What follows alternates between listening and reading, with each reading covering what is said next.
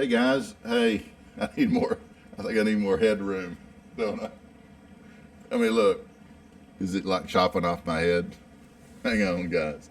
Hang on, let's make an adjustment here. You got Texas hair. How's that? It's fine if I sit back.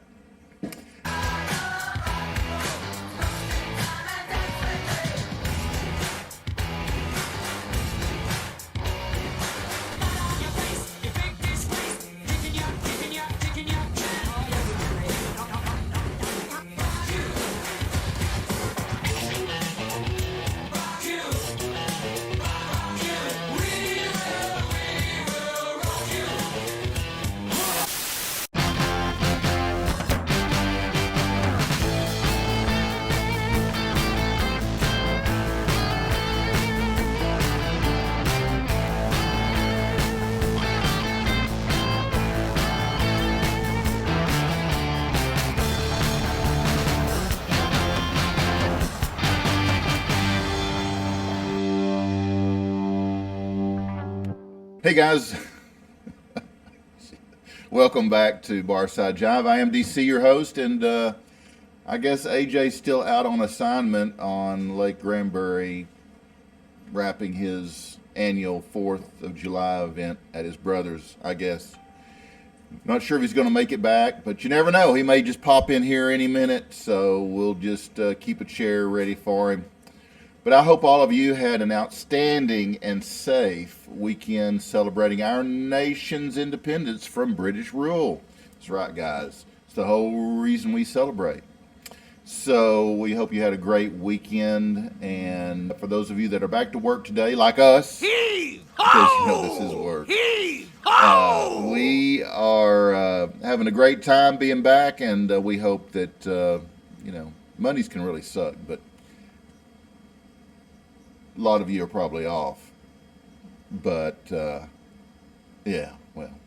Anyway, we are on the air and live at AJ's Bar, located at 651 South Main Street in historic downtown Grapevine, Texas. Hey, and today is shocking National Bikini Day. All right. We forgot to wear our bikinis. I wore mine. Carol, did you wear your bikini? Not that you can see. No, none of us wore our bikinis today, but it is National Bikini Day. And I'll tell you that since July 5th of 1946, women have been hitting the beaches and poolsides in bikinis. Yeah. And women aren't the only ones. But National Bikini Day does mark the anniversary of the invention of the revealing two-piece bathing suit. The two-piece bathing suit made its debut in, guess. That's right, guys. Paris. Not Paris, Texas. Paris, France. Yeah, created by French designer Louis Réard, I guess. I don't know. So much for my French accent. By World War II, sunbathers cast aside the one-piece bathing suits for the more revealing two-piece bathing suits. However, nothing prepared the United States of America for the revealing bikini when it hit the beaches on July 5th, 1946. The skimpy strips of fabric were seen as less than a woman's unmentionables. While Europe enthusiastically donned the bikini after a long and arduous world war, American sense of decency kept them from accepting the bikini until the 1960s. Today, the bikini comes in all shapes, sizes, colors, fabrics. Just go to Walmart. You can see them all. Or the lake. Designers expanded the style to flatter more body shapes, enticing more women to wear the fashion. Some that should, some that shouldn't. Throughout the summer, the beaches and pools call for swimwear. If you're considering the bikini, perhaps this is the day to pick one out that fits your style. And guys, it is not acceptable for you to go in public like this. My friend Matthew Silver. in New York City. Love is the answer. Stop buying stuff. Love is the answer. Stop buying stuff. Love is the answer. Stop buying.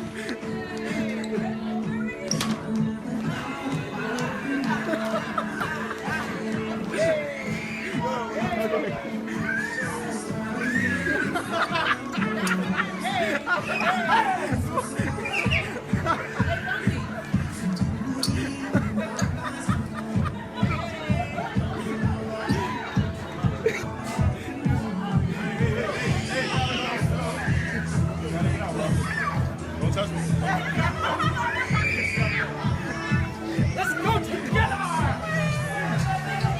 Love is the answer! Love is the answer! Yeah!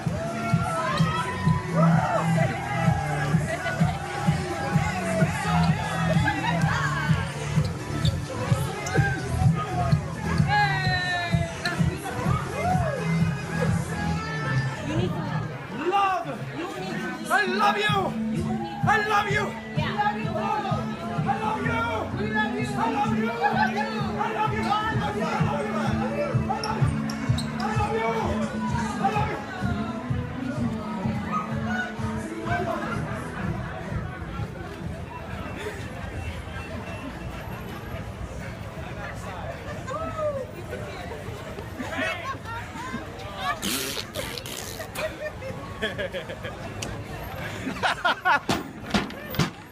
Love is the answer.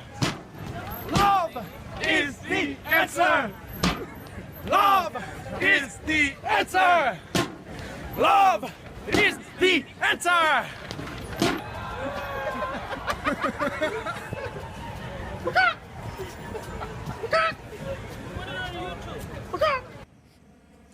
Yes, love is the answer.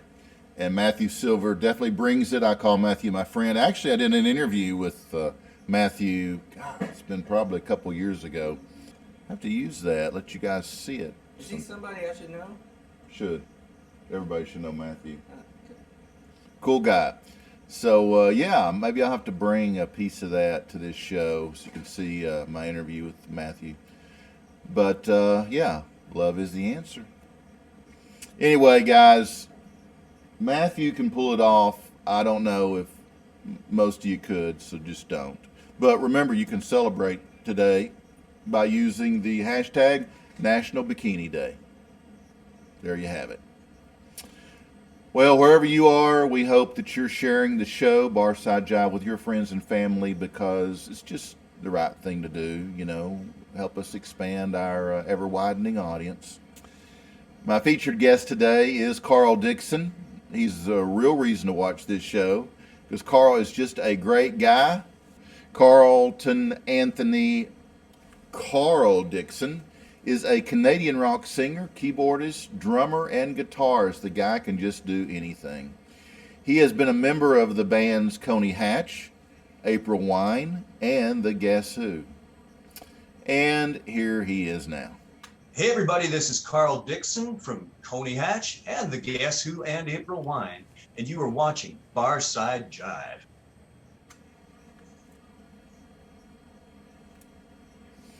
Well, thanks, Carl. You know, this is about the time in the show when I turn to AJ and say, AJ, what are we drinking? But AJ's not here, at least not yet. So, since AJ's not here, I'm not going to drink beer today. We're going to do tequila. So, my first tequila is... How do you say that? Ambar? Ambar? Ambar? Ambar? Ambar? Ambar? I I don't know. We're going to check it out. Be my first Probably makes more tequila sense. shot. Probably easier to say after you drink a couple shots.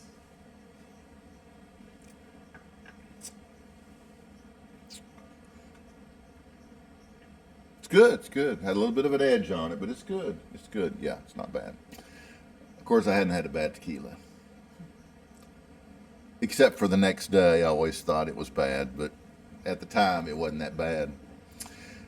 So we're drinking tequila today. I've got several ones to try. So some tequilas I don't think I've had before that I knew of. So anyway, someone the other day told me I should be a life coach. You guys think I should be a life coach? I mean, I've got lots of life experiences. How about coaching experience? I give great advice. I don't always take it well, but I do give great advice. So, ding! Carol's phone, ding! So, no, it's okay. It's the show. This show's fine. So, remember, tequila has been teaching men to dance since 1946. Tequila itself is a great coach. Oh, and don't forget that Barside Jive is sponsored by the zoo. The zoo. On vocal. The zoo, the king of classic rock. Those deep cuts, those B-sides, that stuff that you're never going to hear on the ordinary corporate radio that plays the same songs every day. Day after day, week after week, makes me want to have another drink. So this time I'm going to have a shot of Tres Agaves. Yeah, baby. We'll see what this is like. Oh, this is organic tequila. I feel healthy. I feel healthier. It's not bad. It's different. It's organic. Oh, well. Where were we? Oh, yeah. The zoo is streamed universally 24/7, 365. All right, so check it out. Check it out. Go to vocalnow.com, and vocal is intentionally misspelled with a K. VOKAL now.com. Those guys are awesome, so check it out. In addition to my guest segment, which comes later in the show, I've got unconventional news, non-traditional weather, our weird world of sports, and traffic that's sure to make you go, what the hell did I just see? Delivered with that edginess and that rawness, Tony, that you crave but won't get from those fantasy media outlets, because it ain't there. Some or most of our stuff is satire simply because you gotta laugh to keep from crying. Sometimes I just race ahead of myself for no reason at all. But the big difference in us and those other guys is that we're actually entertaining. At least we think so. That's all that matters. Hey, it's my show. Anyway, speaking of entertainment, this young guy is passing by a bar when he sees this old woman fishing with a stick and a string in a puddle by the sidewalk. Poor old fool, he thinks to himself, and out of the kindness of his heart, he invites the woman in for a drink. After he's paid for their round and the two are sitting there quietly, he looks at her and asks her, "So, how many have you caught today?" The old woman grins, takes a big sip of her drink, and replies, "You're the 8th."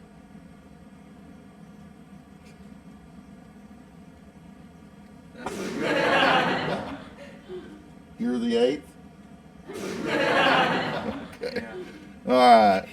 I'm undoubtedly going to edit in some laughter at that point because it didn't happen here. Oh my God. Okay, so next I'm going to have a shot of what's this? El Jimador. There we go. Dude, you're gonna make me want to chase her watching you drink that. Yeah, this is not organic, but it is one of AJ's fine tequilas. So here we go, guys. Here's another one. Ooh, I like that. Yeah, it had. It's kicking in. I tasted a hint of floral, oak, nut. You know, I do wines. Oh yeah, a hint of this and a hint of that. They do cigars the same way. I never taste anything but a freaking tobacco. Mm-hmm. You taste it. It has a hint of chocolate and nuts. I never taste that stuff. I just taste the tobacco. It's like tequila. I taste the tequila. I don't taste anything else. I don't care what they say. But that's just me. All right, I know I'm boring the hell out of you. So let's do one of my life hacks.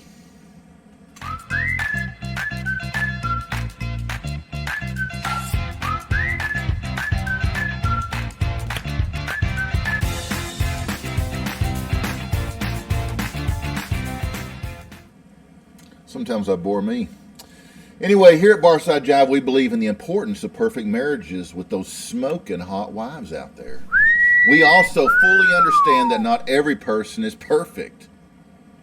How do we know that? Well, sometimes we see ourselves in the mirror. But here we go. It's that time again. Sometimes, guys, you're just going to screw up. You're going to get in an argument with your wife. Right? I mean, it happens. I mean, she's hot, but still it's going to happen. Probably because you're not. But to help you navigate these difficult talks, be sure to follow my expert arguing tips. Maybe this is why they think I should be a life coach. Right here. Because I've got great tips. This is a good example. Good example. So if you weren't here last week or even the week before, then you missed my tip 1 and 2. Sorry. That's what you get for not watching the fucking show. Just the tip. Yeah. You just missed the tip. Psst. So, tip number 3. Watch the freaking show. Ask her if she's on her period. Then just tell her lovingly that you know this is just because of her hormones and you won't hold it against her. Guys, that works. It's a surefire way to stop that argument dead in its tracks. Of course, the argument may not be the only thing that dies, but hey, you heard it right here, Life Coach DC. So stay tuned for next week's tip as I'll be dishing out more of my best marriage hacks just in case they work better for you than they did for me. You're welcome. We got flies in the house. If you want to share your life hack or maybe some worthless information with us that we can use on the show, just give us a call on the bar phone, 469-844-1631. Because we know everything. Because we know everything. Kinda. And remember, knowledge is power, so power up. Give us a call. By the way, if today is your birthday, we got to scratch that because AJ's not here. He usually sings to you on your birthday if you call in on the bar phone. Freaking flies. 469-844-1631, but that ain't happening, right, Tony? Okay. Be sure to check out my YouTube channel. Just search Barside Jive Live. Barside Jive Live at youtube.com and click subscribe and then click that little bitty bell.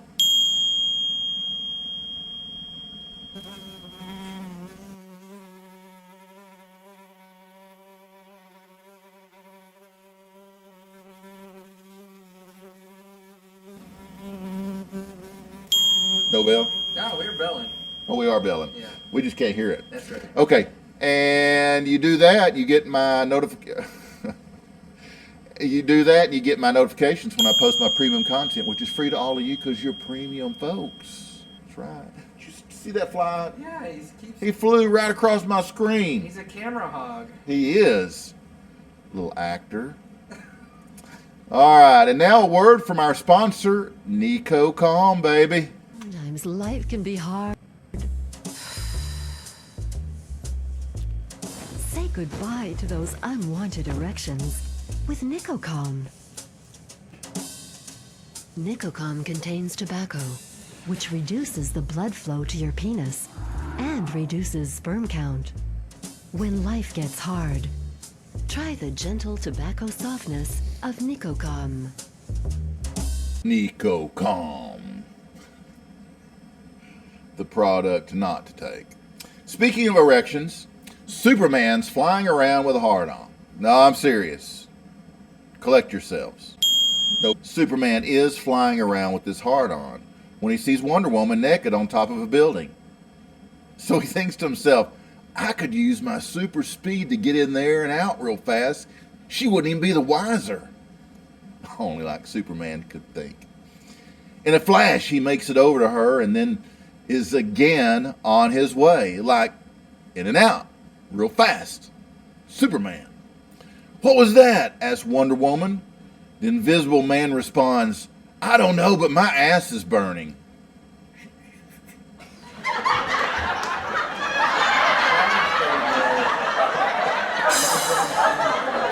Okay. Thank you very much. Thank you. Thank you very much. Thank you very much. Okay. It's time once again for that segment with all those big ass with those big ass roaring raging reviews. Our freaking breaking news. With a delay.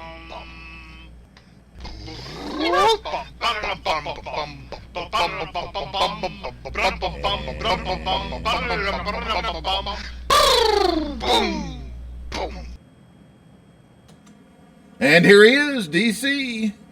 Straight in from the Barside Jive news desk, we got hot off the press news for you guys. This is COVID related. COVID news. Delta variant found to be twice as virulent, however you say it, and blah, blah, blah, who freaking cares at this point, right? We don't care. We don't freaking care about COVID. We don't freaking care about the Delta variant. We don't give a shit. Shut the fuck up. Scientists now warn, but I'm going to do this article anyway, just to humor some of you. Scientists now warn that the COVID-19 Delta variant is like more contagious and also like other stuff about it. Some of them have brought up masks again. No, seriously. No, seriously. Fauci's even changed his mind again. So if you've been vaccinated, now you're in a room full of a bunch of people, you're still supposed to wear a freaking mask. I mean, really? Give us a break. It's really concerning, said some scientists. Who cares what his name is? Anyway, he went on for a while, but it all boiled down to it's still the China virus, but now you're totally going to catch it for real this time. They are super double serious this time. No tagbacks. So if you're like one of those who loved worrying about this sort of thing, now you have new reasons for that. While everyone else goes back to normal, you can yell at people about the Delta variant. And everyone can kind of just look at you kind of in a weird way and ignore you as usual. Anyway, they still say vaccines are still effective against it. So I don't even know why we're still talking about this. I am so ready for the new season of Netflix Ozark. I mean, that's much more important than COVID. I mean, good news is there will be a 2-part 4th season for a total of 14 episodes of Ozark. I personally can't wait. Now, the bad news is there's always got to be some, that's going to be it for the Emmy award-winning drama. I mean, it's all over after that. Ozark will be done. But, bright side, 14 new episodes. But we don't care about COVID, so shut the fuck up. Anyway, also in the news, the NSA are not spying on you, insists muffled voice coming from Tucker Carlson's toaster. I mean, like the toaster oven in the kitchen, you know. You push down the thing and it goes, and the toast comes out. Boca Grande, Florida. Fox News host Tucker Carlson has been going back and forth with the NSA. With the television commentator, Fox News, yes, television commentator, insisting the NSA is spying on him. I'm not surprised. So, I mean, Siri's been spying on us for years. The agency, however, has denied the claim, saying we at the NSA are not spying on you and have not spied on you, in a tiny, muffled voice coming from his toaster this morning. I just can't believe the NSA would spy on me, Carlson muttered while eating his typical breakfast of 2 poached eggs, 4 strips of bacon, and 1 slice of wheat toast. We are not spying on you, his toaster replied indignantly. What the hell, Carlson shouted, jumping up and spilling his breakfast everywhere. We at the NSA are not spying on you and have never spied on you. We know nothing about you, like, for instance, what you ate for breakfast, or that occasional slice of cantaloupe that you have, or that tiny little Tweety bird tattoo on your lower back. We cannot know these things because we do not spy on American citizens without the proper court authorization. Although we started doing this shit during Obama's administration. But have a great day. A freaked out Carlson smashed the toaster to bits and pieces with his bare fist and then proceeded to frantically destroy all his appliances. That's right. And that story's over. I think it's time for another shot. What we got left? Okay. Oh, hey. This is All I Saw is Mezcal. Can you, what's that? I don't know. There's a sticker in the way. Okay. Else. All I know, while he's trying to figure out the name of this, is it's Mezcal. And I love. El Silencio. Okay. The silence. Okay. I love Mezcal. So here we go, guys. That, Run let me video. tell you something. That was good Mezcal. That, It looks like it. It's a nice dude. bottle. Did you want to try some? No. Okay. It's that Mezcal. That's, guys, this is right here. This is good stuff. Quality Mezcal right there. I'm telling you, it's good. Anyway, we have a special report. We have a special report. Do we? 7 signs you might have been radicalized on Facebook. That's right, guys. You may have been radicalized on Facebook. We got 7 signs. Okay, here we go. So you're looking, number 15. So you're looking at a 4th of July cookout when all your friends and family start discussing fake books or Orwellian alert about being exposed to extremism.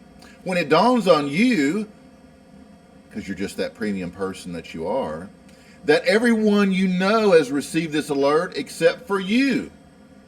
Whoa. Are you the person Facebook is warning everyone else about? Did you become radicalized and not even know it? Well, here are 7 helpful clues to look for to know if you've become a dangerous extremist on Facebook, thus a detriment to society. Number 1, you don't immediately start shrieking in terror whenever you see the American flag. That's right. The American flag is one of the most extreme and evil symbols of hate and white supremacy ever.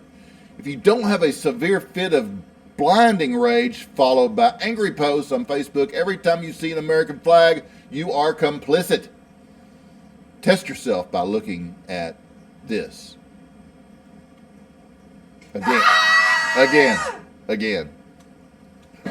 Looking at this again. Okay, number 2. You liked a quote by Thomas Sowell. Believing in capitalism and individual merit is like enacting your own private insurrection. Every day of the year, repentance should be your top priority. And I'm not kidding. That's too funny. Number 3. You clicked on a link from the Daily Wire.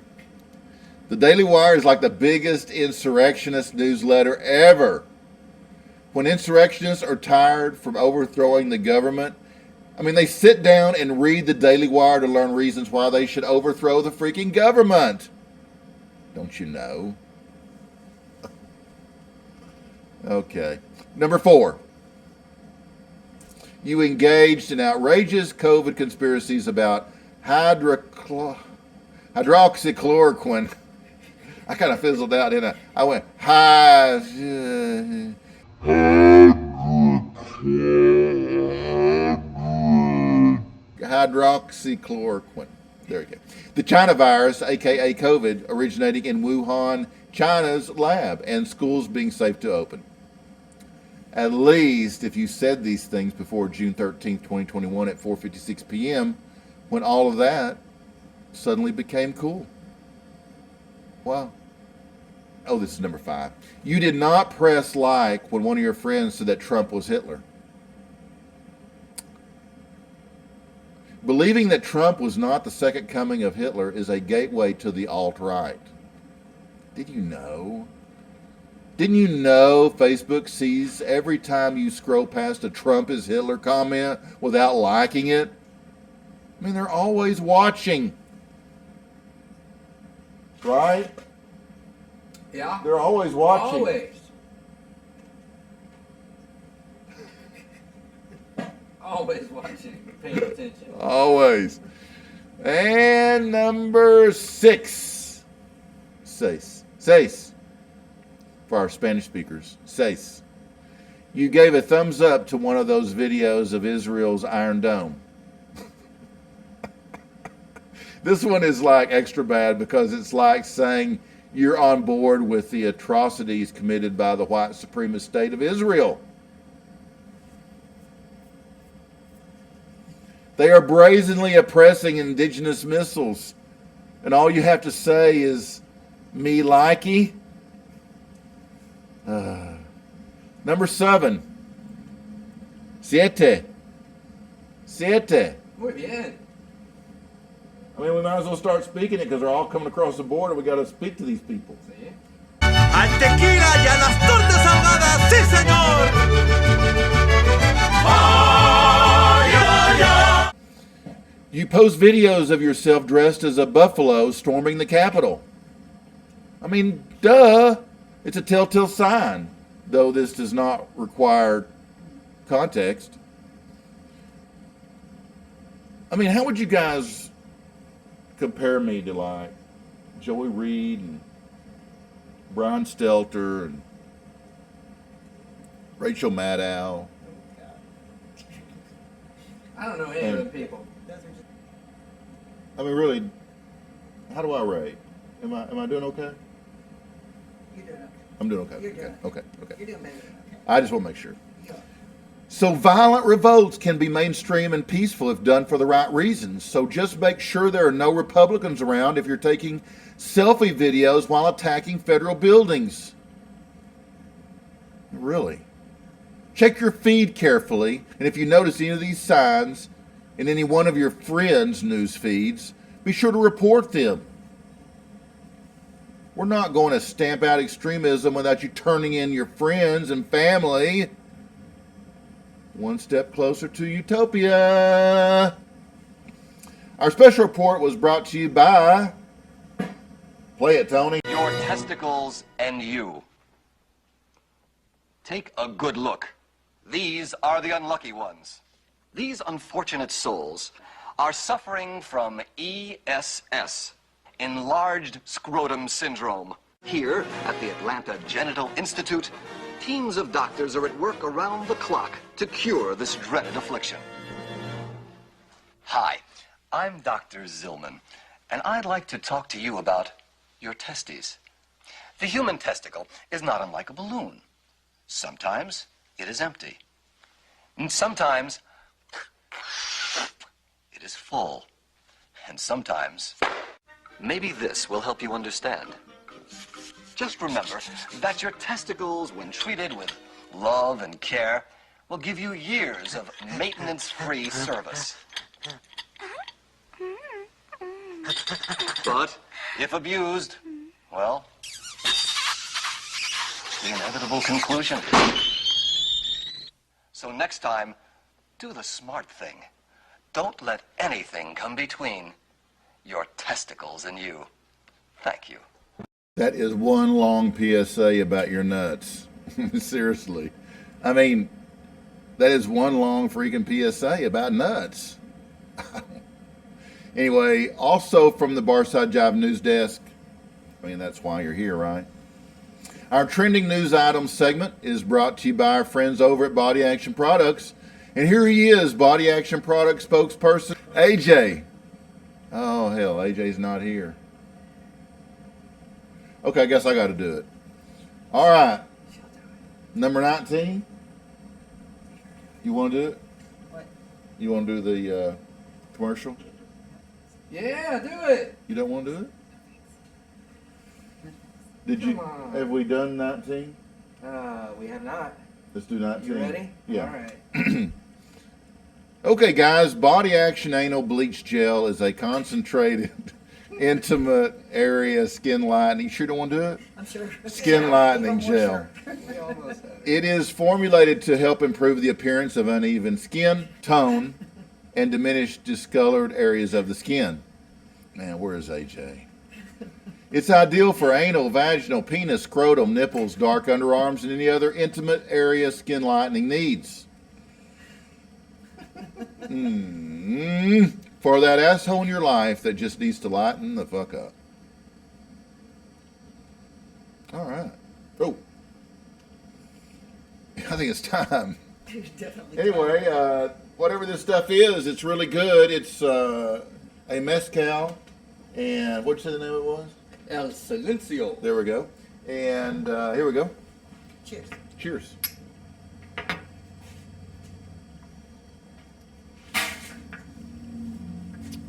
That is good.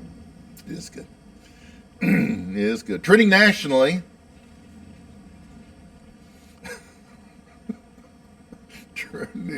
Trending nationally.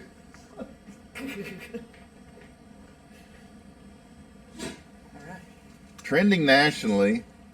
Desperate for ratings boost, Brian Stelter dons orange wig. They figure if they look like Trump, the ratings That's are where I going to go thought. up. That's where I thought that was going. Oh, Brian, it won't work, dude. You don't have the content. Everybody knows you guys just lie through your teeth, make shit up. Oh man. Okay, so next, concern raised about election integrity after Biden wins 80 million votes for New York City's mayor. Is that not a jacked up thing? They find all these ballots in the machine, all these test ballots. Yeah, right. Bullshit. Oh, man. All right, next in trending, we've got, some Olympic action. Athletes so oppressed by America that she's representing America in the Olympics. Now, why, if you have such firm beliefs about being oppressed by America, would you act like an idiot while you're representing America in the Olympics? I mean, just what the hell's wrong with people? Okay, next in trending, professors say that proper grammar is racist. Proper grammar. Oh, sometimes I think it's a lost cause, guys. I think it's a lost cause, man. You know, things were so simple when I was in school, and we stood for the Pledge of Allegiance, and we had prayer, and I mean, everybody got along. Didn't matter what color you were, and we had respect for our teachers, our principals. The dudes with the paddles, that's the ones you really want to respect. But I got to know them personally, unfortunately. But I bet I still have marks on my ass from those paddles. But anyway, next in trending, Supreme Court says students who identify as teachers must be allowed to use teacher's lounge. That freaking makes sense, Yeah, right? sure. I mean, if you're going to identify as something, then you ought to be able to get the privileges that go along with it. Wokeness. I'm not a big fan. Well, guys, there you have it. That's our trending, and I think that brings us up to some rock history. What do you say? Yes, says Carol. Yes. Yes.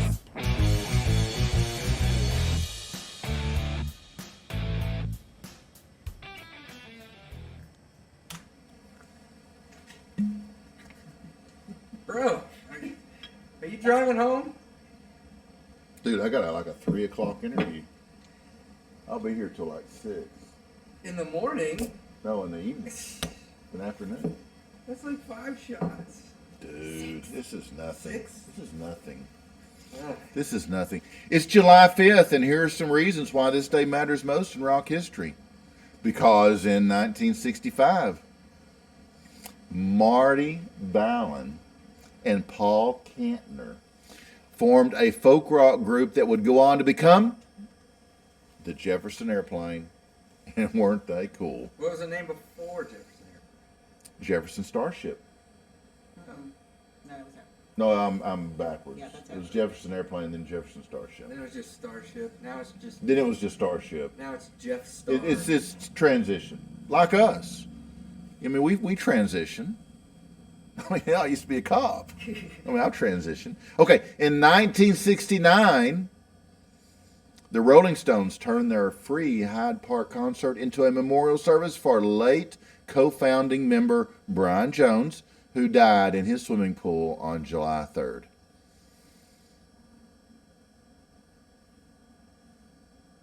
Okay, in 1978, EMI stopped production of the Rolling Stones' Some Girls album after some of the celebrities depicted on the cover art complained about the use of their images. I mean, I'm one of the only celebrities that didn't complain, but the rest of them did. So it was a real, like, big issue. Not because of me, but the other celebrities. You don't believe me? I'll show you the cover.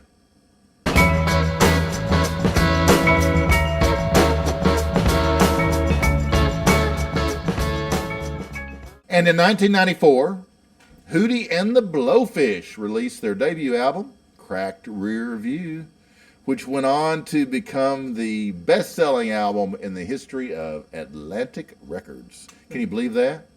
Best-selling album in the history of Atlantic. That's pretty freaking huge. And that's what happened today in rock history, which means it's time for... Oh, wait! We got breaking news coming in.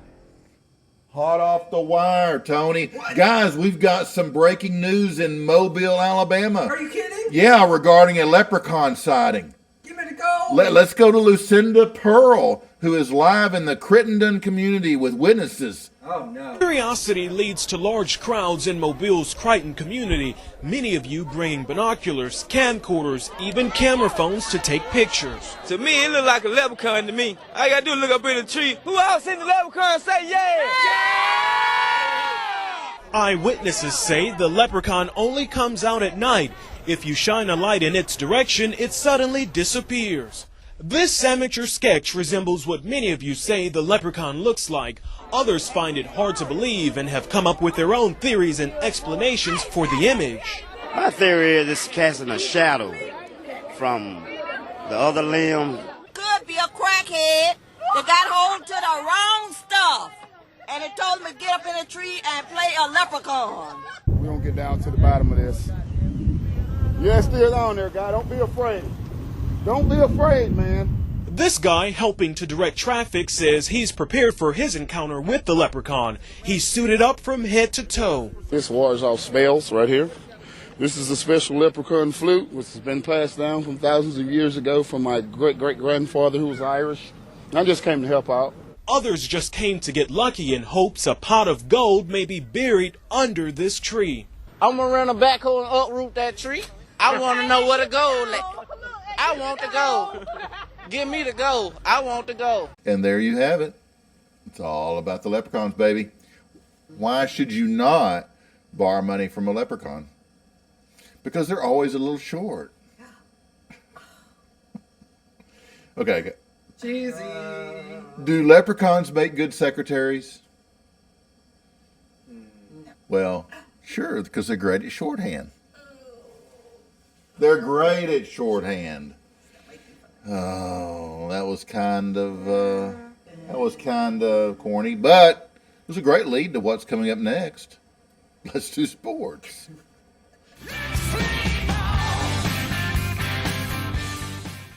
Intro's over? Intro's over. That was Man, short. those intros are fast. Yeah, that And now for our national anthem.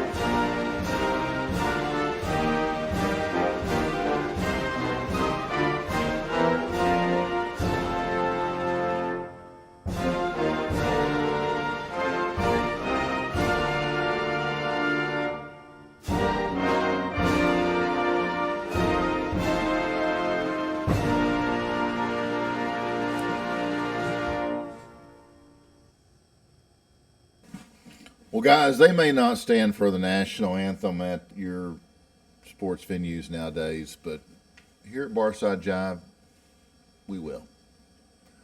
Always. Well, let's go to ringside to the rough and rowdy number 11 in Miami, Florida. The little man comes out with a big shot, and he's backed him up now into the ropes. And these guys are just going big left, big right. Oh, but they're swinging. No love lost. Big right. No shortcomings. Big right smidge. The champ is teaching him a lesson. Oh, he kind of went into it. This guy's fighting. We got to fight. No back down. Do you think if Za walked into the ring, they just walk out? Oh! Wow. I don't know. What was that? Big, just missed the left or right. Oh! Smidge connecting Smidge now. pouring it on. He's got one hand. This could be over, guys. Smidge is taking control, but this guy doesn't back down. We got blood. Smidge is wailing on him now. The champ has taken control. Oh, man. He's showing ring generalship that I haven't seen in a long time. Just face washed him. Oh, man. It's almost like a nightgown. Again, it's time to go to bed here, folks. Full lingerie for the boys. Yeah, it's going to be very interesting how this turns into a blackout. I don't know. I have no idea. It's like the switching. Heavyweight champ of the world, deserved it. There's a reason Smidge has the title. Did you guys see that form? I mean, really. I mean, the champ, he had him. The other dude had some moves, but the champ had him. Hey, there is nothing like watching leprechaun fights. I mean, there aren't. I mean, there's nothing better, right? I mean, you were like mesmerized. I mean, Tony was like totally into it. I was. Carol's too far away to see, like but watching Family. watching Family. It was. I mean, leprechaun fights are like really freaking pretty cool. So hey, right here on where do you get this kind of content? Get lucky to win a leprechaun. You do have to get lucky. You do have to get lucky. And so hey, just when you thought you'd seen everything, you tune in a little Barside Jive action, and you see something that you never thought you'd see in your whole life. That's what we're all about, guys. Bringing you things that you never thought you'd see. And now we've got a little special word from our friends over at Foghat Cellars.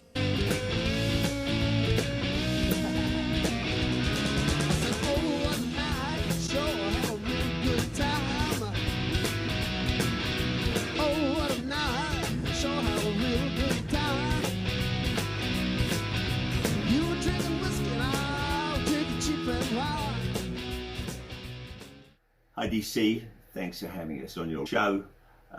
And for you folks, I'm Roger of the band Foghat, and these are our wines. Foghat Cellars. This is a Chardonnay from Monterey County, absolutely delicious. 2014. We have 2013 Pinot Noir from Monterey County. It's absolutely fabulous, a wonderful drinking wine. If you like Pinots, you'll love it. This is a Cabernet Sauvignon from Paso Robles. All our wines come from Central Coast of California. Steve Rasmussen is our winemaker. Though in fact, myself and Linda actually get involved in the making of some of our wines. Drink, enjoy, go to foghatcellars.com to find out how to get them. Thanks, bye.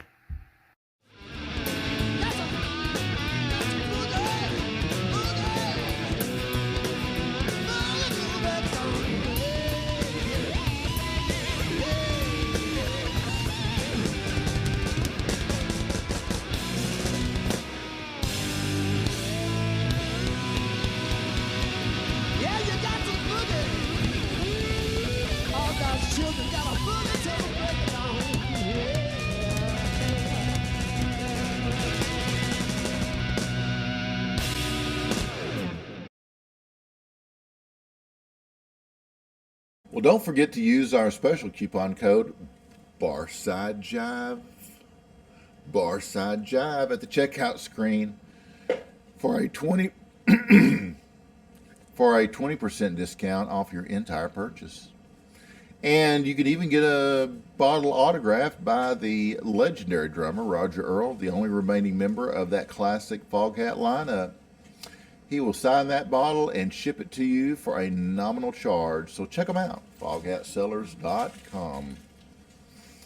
Oh, it's cheesy time. Oh boy. It's time to pick the lucky winner of my cheesiest pickup line ever. That's right, guys. On Facebook, I posted a post about this a few days ago, and you responded, my premium people. And we have gone through that difficult process of picking the winner. I mean, there were some really cheesy pickup lines commented on my post, but there were really some really sucky posts as well, or comments as well. So we had a hard time deciding. I mean, it was like a committee of 3, and we went through this arduous task and came up with 5 of the cheesiest pickup lines, and here they are. Carol? We should have had you made a sign. I know. We don't have to reverse them anymore, though. We've gotten sophisticated. Okay, here we go. The finalists are... Hey, I'm new in town. Can you give me directions to your house? Okay, and also we've got... Are you from Tennessee? 'Cause you're the only 10 I see. Whammy. And baby, your eyes are like the ocean because I could swim in them all day. That's just stupid. And if you were president, you would be Abraham Lincoln. Yeah, I like it. This is the final. As bad as I need the money, I'd make love to you for free. All right. Gotta get them all. And the committee reviewed all these final choices and came up with, oh yeah, number 1, the cheesiest pickup line ever, 2021. Let me qualify this.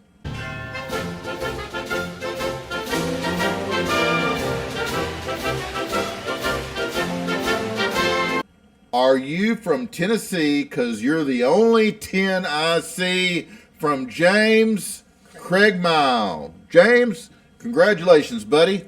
James Craigmile. We've got a autograph coaster. Autograph coaster right here for you. Send us your address. We'll mail that to you post haste.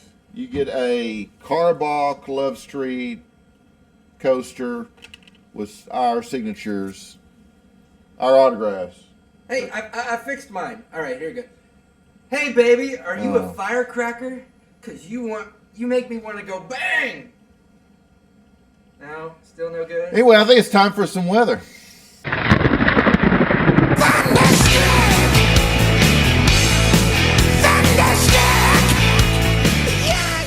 Oh, we're back on? We're back on. Oh. Oh, Jim White just sent me a friend request. Who's that? From 92. Oh. From your Barside Jive Global Weather Center, where we try to stick to the current weather since forecasts are always so wrong, including ours. Here we go. Local AJ's weather is... It's not bad. Partly cloudy, pretty much sunny. It's currently 90 degrees with a high expected of 90 degrees. There is a 15% chance of moisture. Moist.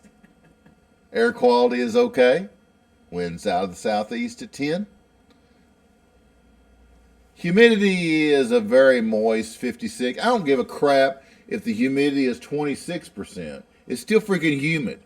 I mean, I don't know any difference if they say the humidity's at 16% or it's at 86%. It doesn't really matter to me because it's freaking humid and I hate it. Reminds me of Houston. I like Houston, but I don't like the humidity. But anyway, it is what it is. I just don't see any difference in the percentages. It could be low, it could be high. It all feels the same.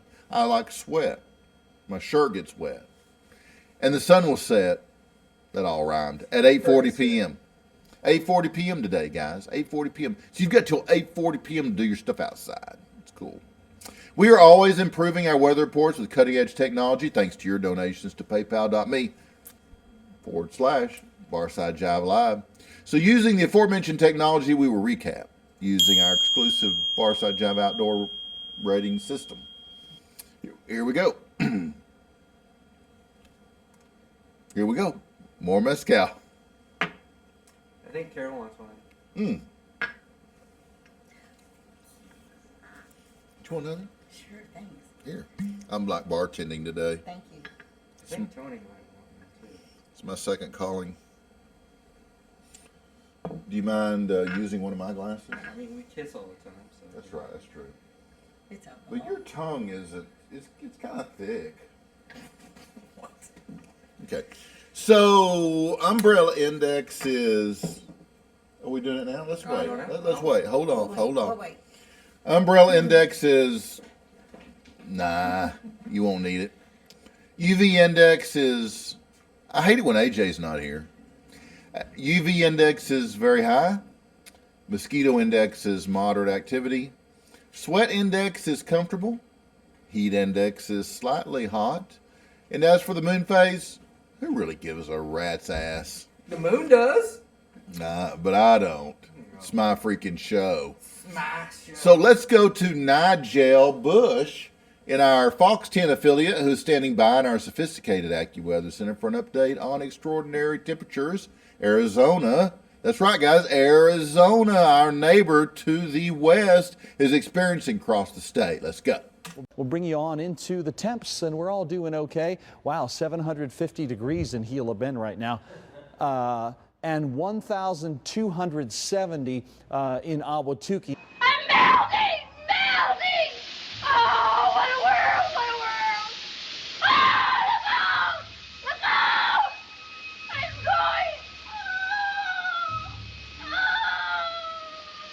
going! Now, I'm not authorized to evacuate Ahwatukee, but this temperature seems pretty high. Cave Creek is really Yeah, Cave Creek, Fountain Hills, they don't look good either. And frankly, Wickenburg is a total loss. Oh my God. You might as well just get out of anywhere along this 60 here. It's very warm. Surprise is starting to heat up as well at 1,300 degrees. So again, the safe spots seem to be Chandler and Mesa. Now that, my friends, is a real heat wave. Seriously. Speaking of heat, so this woman meets a man in a bar. They talk, they connect, they end up living together. It's a simple formula. Happens all the time. They get back to his place, and as he shows her around his apartment, she notices that one wall of his bedroom is completely filled with soft, sweet, cuddly teddy bears. There are 3 shelves, boom, boom, boom, in the bedroom, with hundreds and hundreds of cute, cuddly teddy bears carefully placed in rows covering the entire wall. Now imagine this. It was pretty obvious that he'd taken quite some time to lovingly arrange them, and she was totally touched by the amount of thought he'd put into organizing the display. I mean, can you imagine? There were small bears all on the bottom shelf, medium-sized bears covering the length of the middle shelf, and huge, enormous bears running all the way along the top shelf. She found it strange for an obviously masculine guy like me to have such a large collection of teddy bears, but doesn't mention this to him, and actually is quite impressed by his sensitive side. Yeah. So they share a bottle of wine and continue talking, and after a while she finds herself thinking, oh my God, maybe this guy could be the one. The one. Maybe he could be the future father of my children. So she turns to him and kisses him lightly on the lips. He responds warmly. They continue to kiss, the passion builds, and he romantically lifts her into his arms and carries her into his bedroom, where they passionately rip off each other's clothes and make hot, steamy love.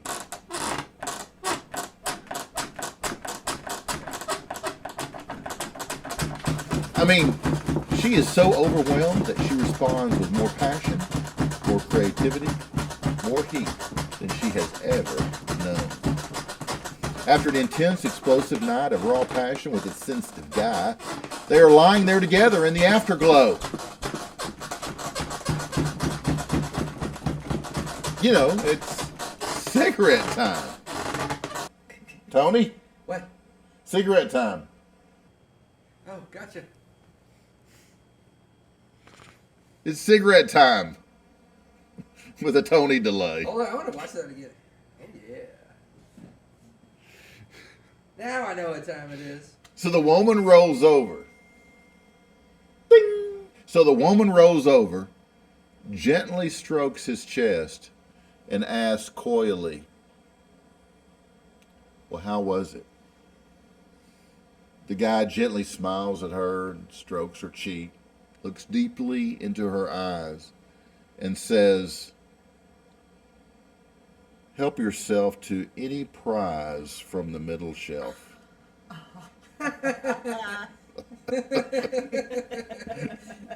Help yourself to any prize from the middle shelf. That's your global weather from your Barside Jive meteorologist. Kinda. Here at Barside Jive. Our weather was brought to you by our friends over at Doritos. Are you sure this is safe? I heard there's bears in these woods. I wouldn't worry. I surrounded this entire area with various traps and pitfalls, using Doritos as bait. Bears don't even like Doritos. Bears love Doritos. Oh, sweet, Dorito.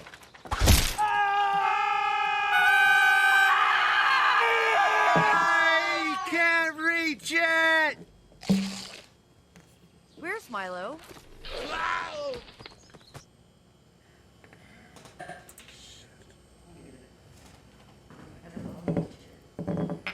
Thank you. Thank you. There we go, on camera. Good job, DC. All right. Oh, we're back? We're back. What you say, guys, that we take a look at traffic? Beep, beep, beep, beep, beep, yeah! Beep, beep, beep, beep, yeah!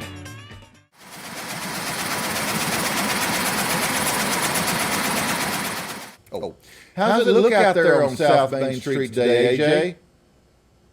If he was here, he'd say, well, there ain't no cars on Main Street today, DC.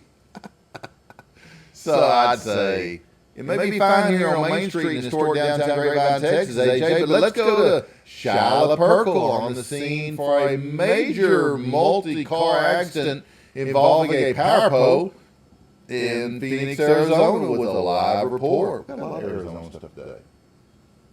Actually, Shyla right now is talking to crash victim George Lindell. So let's go quick. I was just minding my own business. Bam! Hit me hard right from the back. I was glued to my seat. I was like, whoa! I could see the car in front of me. I was about to hit him, so I kind of veered off this way. As I veered off this way, the guy who hit me veered off that other way, and he hit the curb, flipped over, rolled over, run into the electrical pole, and I didn't know he hit the pole. All of a sudden, I kind of stopped, and I was like, whoa! And the wires come down, boom, and then arc, bam, that fire was coming everywhere. It was arcing, sparking, blowing up. I saw one arc go from the corner of my van up to the car behind me. It was like a big rainbow, boom, and it was coming up, boom, boom, and I was like, shoo! So I opened up my door, I didn't touch no metal, and as I come up, I started to touch the top, and a little spark jumped off. I was like, whoa! I stepped out the rest of the way. Lucky I didn't get burned more. So, oh, it was crazy, dude. I was just sitting there and I was like, oh! Reality hits you hard, bro. Hey, we're back. Hello?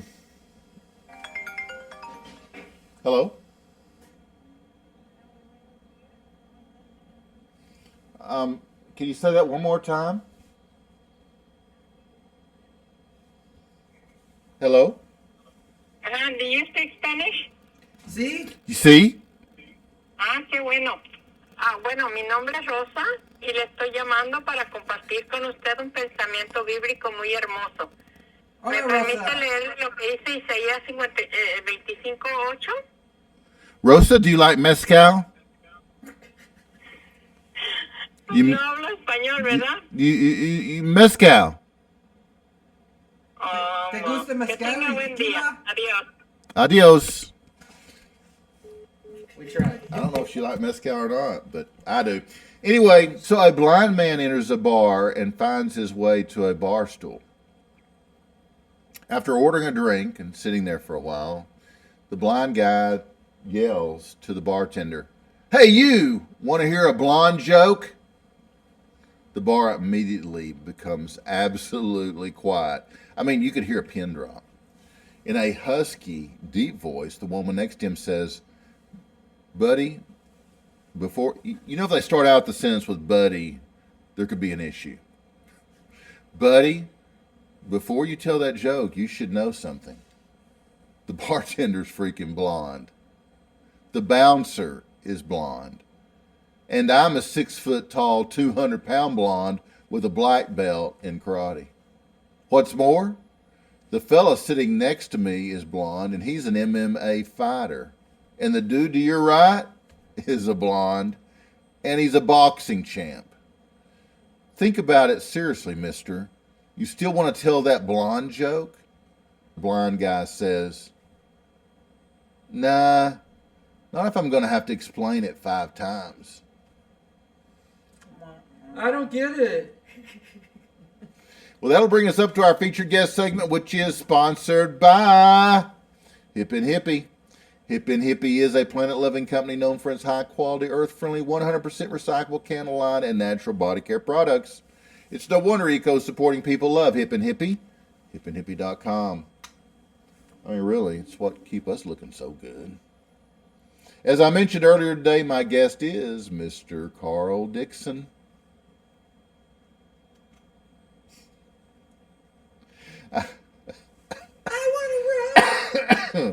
I'll be right back with Carl after this quick break.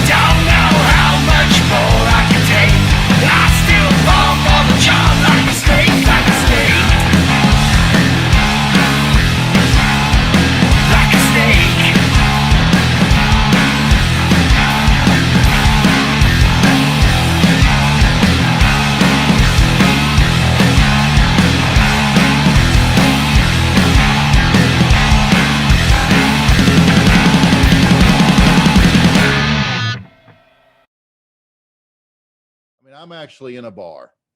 So cool. got my beer. Nice. And I'm sitting here in a bar. So yeah. So what? Well, I'm at home, but I got my lemon water. Lemon water. Yeah. All you guys from the 60s, 70s, 80s, even 90s are all drinking water now. It's as you get older though, I guess you got to make a switch, try to stay a little healthier.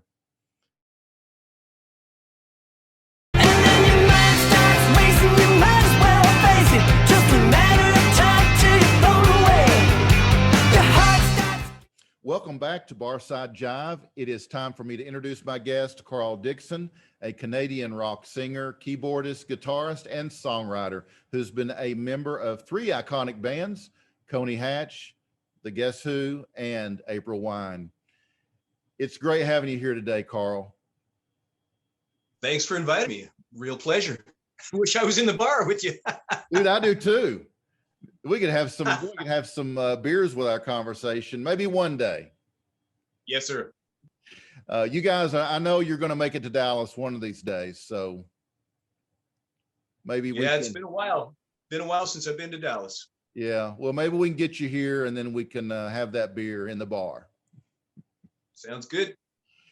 Before we talk about this new Coney Hatch release live from El Mocambo, did I say that correctly? Yeah, it's old dance hall from the 40s that's been renovated, and it's most famous because the Rolling Stones did a secret surprise gig there in the 70s, and so it was allowed to run down pretty badly. A lot of those old places do, and then a fellow with deep pockets came along and said, "Oh, I love the El Mocambo. I'm going to buy it and fix it up." So that's where we ended up playing there. The guy. We know him, and Coney Hatch was his favorite band, so he wanted us to be at the new place, the new old place. Wow, that's cool. Yeah, because I understand it's pretty historic there in Canada. Oh yeah. It's been the scene of lots of legendary concerts over the years. Many of the greats played there on their way up. Right. Before we talk about that album, I'd love to give our viewers a thumbnail sketch of who Carl Dixon is. Can we start how did this music thing, I know you're a prolific songwriter and musician and singer, got a great voice, by the way, but thank you. But how did this music thing start for you in the very beginning? If you go right back to the beginning, when I was 3 years old, I was playing the piano by ear, and some mornings my parents would wake up and hear me playing on the piano along with the national anthem. This was back when TV used to shut off for the night, and then they start each broadcast day in the morning with a national anthem clip. So I lived up in Sault Ste. Marie, where Lake Superior meets Lake Huron, and we got 2 channels. One was CBS from Sheboygan, Michigan, and the other was the CBC from the Canadian side. So I'd get the American anthem and then the Canadian anthem at different times. So my parents decided, okay, let's get this kid signed up for music lessons. And I stuck with the piano 5 or 6 years. And then I suddenly just got all antsy. This stuff I'm playing, it's got nothing to do with this great rock and roll I'm hearing on the radio. And I started buying records by then. And in a funny twist of fate, the first 45 I ever bought with my own money was I was 8 or 9 years old, The Guess Who, Laughing and Undone. Yeah. And they had 2 hits out of that 145. And many years later, I ended up in the band, which is kind of funny. So they, and the other part of my history that's kind of connected, first band I ever saw when we used to have high school dances. The recording acts used to come through and play the high schools in the gym.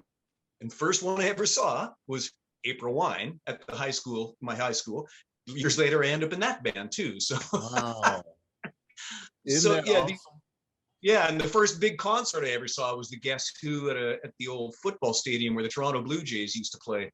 They played in a football stadium when they first started before they built their own park. And so, yeah, the Guess Who was the first big concert I ever saw as well.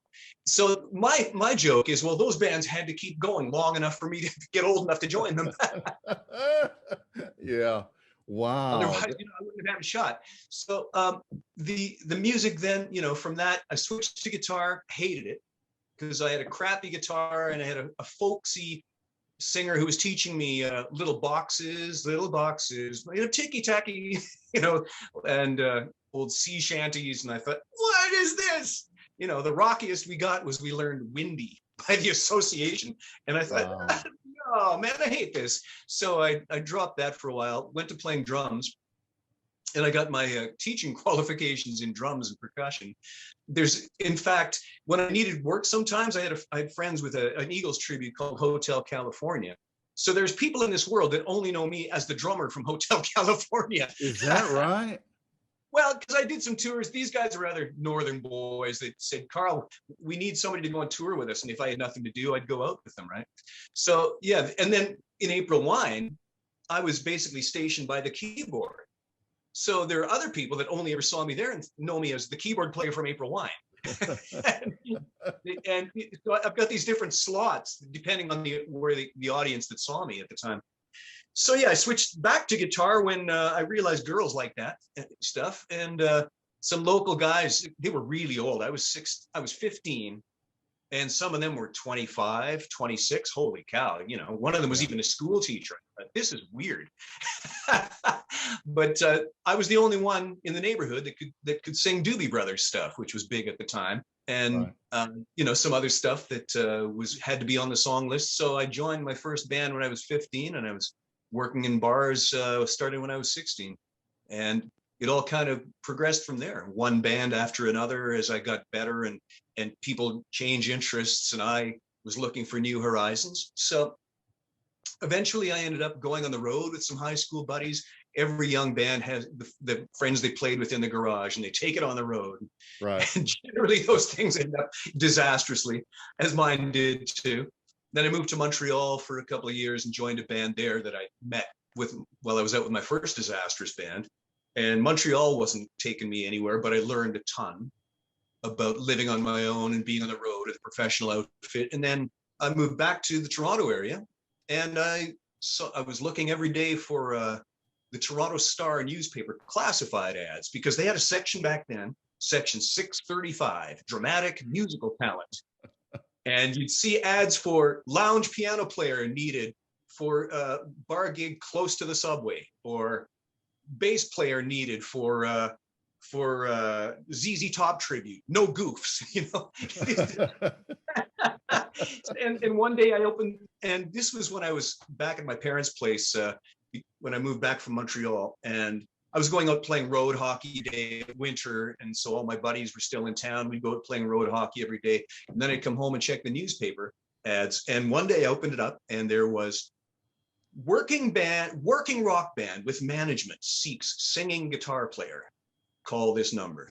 So I went, wow, working band, management. Wow, I can sing and play guitar. I'm calling these guys. Right, and that ended up being Coney Hatch. Oh, wow. Wow. So was Firefly one of those disasters? Firefly was the Montreal band that, Okay. you know, I learned a lot, and I actually went to audition to be the drummer because the drummer had said he was quitting. And then for whatever reason, after I did my audition, I'm not sure I was good enough anyway, but after I did my audition, he said, change my mind, guys, I'm back in. But they decided to go from 4-piece to 5-piece and add me as another guitar player singer and expand their repertoire that way. So that's how I ended up joining. Wow. Wow. You know, I guess all those bands, though, as disastrous as they may be, the early bands, they still teach you something, right? I mean, you're learning. Oh man, when you start off green as grass, I mean, I was this kid from Northern Ontario. I used to hear those records on the radio or buy them and see the old Hit Parader magazines with the stories about them, or Crawdaddy or Cream or Rolling Stone, and I think, wow, those guys are the coolest. But you know, I'm this high school kid from Northern Ontario. Those guys all live in the magical kingdom. How in the world would I ever get from Northern Ontario to the magical kingdom? There's no way. So, but the thing is, I just kept playing music, and I never even thought I would be a professional musician. We had in Ontario, grade 13 after 12th grade. there was an extra year of high school to get ready for university, and you had to have it in order to be admitted to university in those days. So I did grade 13 thinking, yeah, well, I guess I don't know what I'm going to do. It never even occurred to me that I could be one of those guys. I thought, okay, so my buddies and I were on the soccer team together. I was on the track team, the soccer team, and the school band, and the yearbook sports editor, and all kinds of things that I got involved in. Actually got my school letter, which I'm not sure how many rockers can say that. Wow, dude, not many. But no, and I loved high school. Great times, great friends, all these different types of people in the different groups I associated with, sports teams and music things. But I thought, well, my buddy and I, we were going to go study phys ed at York University in Toronto, and they didn't have a soccer team. So okay, well, we're going to keep the soccer thing going. We're going to go be the place kickers for the football team then. And that was my plan. I finished grade 13. I was playing weekends a lot with my friends with the band, the first one that went on the road, the high school buddies. But I never thought at that time I'd be one of those guys that make records and you'd hear them on the radio. Yeah. It wasn't even in my imagination that I could get there. But while I was doing all these, I decided to take a year off from school and then go to university. And of course, in that year, everything changed. Me playing more gigs, getting serious. We joined the union. I recorded my first demo with the band of songs I'd written. And one foot in front of the other, you just keep, well, I did this, now I'll do that. And it led to music inevitably, because I just kept getting better and better and better and learning more. Wow. So did you ever finish university? Never went back. Never went back. Yeah. And I'll tell you, the one thing that really wiped me out was when we were doing the research for the phys ed course, and we actually did an orientation day at the school. You go to the university, look around, and then I found out you study phys ed, you have to dissect a cadaver. And I went, whoa, no way am I doing that. I'm not taking phys ed now. Yeah. I like the exercise part and the sports and the coaching and the teaching. No way am I doing that. Yeah.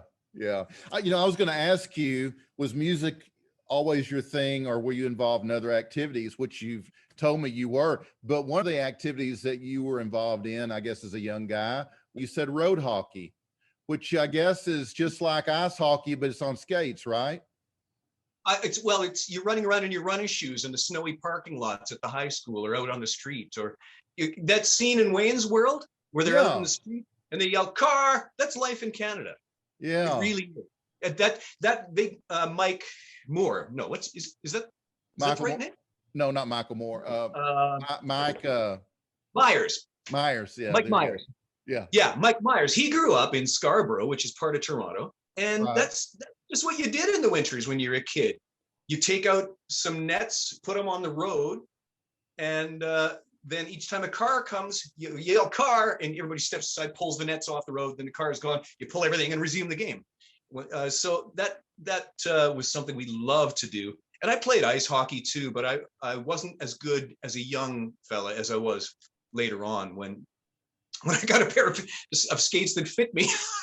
Well, my family wasn't very wealthy, so I remember I had the same pair of skates for about 8 years, and they were from the skate exchange, hand-me-downs at the time. They have this thing in Canada where you can go get used gear for a lot less money. So I had a pair of Bobby Hull CCMs, size 10s, and I couldn't figure out why.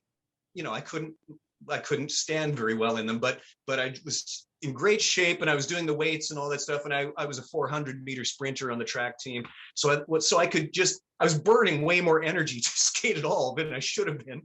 And then finally, I went and got fitted, and a friend of mine was a pro hockey player from the Chicago Black Sox, and he said, "You know what? Looking at your feet, you should try size 7 because you really want those skates to squash your feet because you have more control that way." Sure. Yeah. So suddenly I thought, wow, this is like having running shoes on the ice. It feels so good. So that was a big leap forward to me, just getting skates that fit. Wow.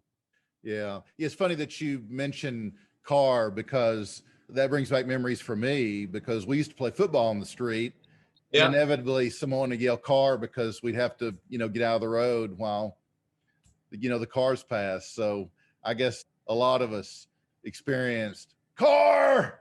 Yeah. Yeah. Depending where you live, you just play a different sport out in the street.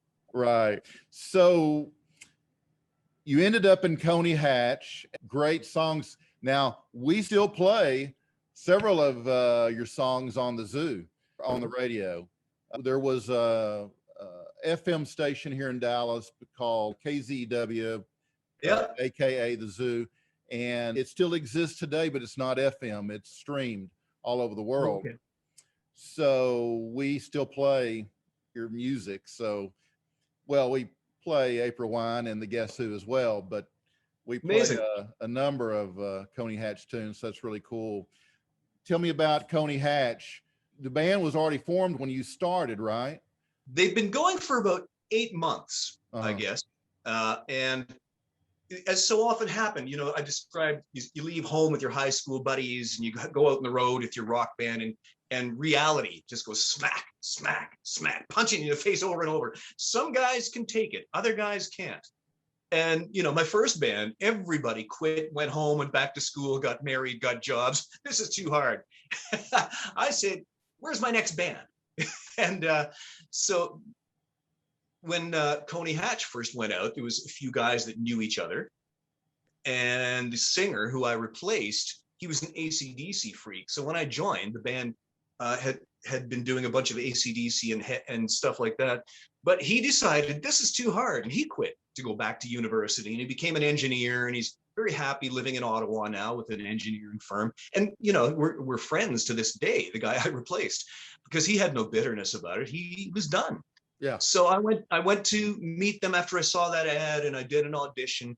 And the funny thing is, I went to see them play in a bar with the old guy before I joined, before I did an audition.